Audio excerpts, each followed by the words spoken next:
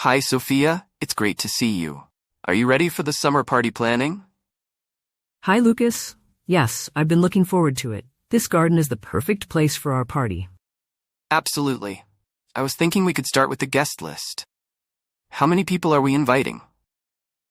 I think around 20-25 people would be perfect. What do you think? That sounds good. It'll keep it cozy and manageable. Have you thought about the food? Yes, I was thinking we could do a barbecue. Everyone loves grilled food in the summer. Great idea. We can have a variety of options like burgers, hot dogs, and some vegetarian choices too. Definitely.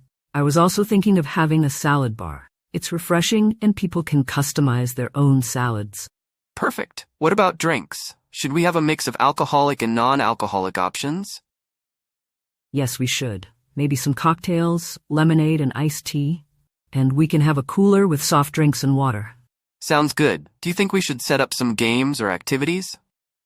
Yes. How about a few lawn games like croquet, badminton, and maybe even a small scavenger hunt? That sounds like a lot of fun. We should also have some music. You have a playlist in mind? I do. I was thinking of a mix of upbeat summer hits and some relaxing tunes for later in the evening. That's perfect. It'll set the right mood. Do we need any decorations?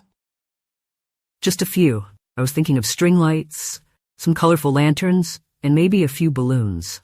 Simple yet festive. I like it. What time should we start the party? Let's start around 4 p.m. That way we can enjoy the afternoon sun and stay into the evening. Sounds like a plan. I'm really looking forward to this party. Me too, Lucas. It's going to be a great way to celebrate summer with friends. Absolutely. Thanks for helping with the plan. Anytime, Lucas.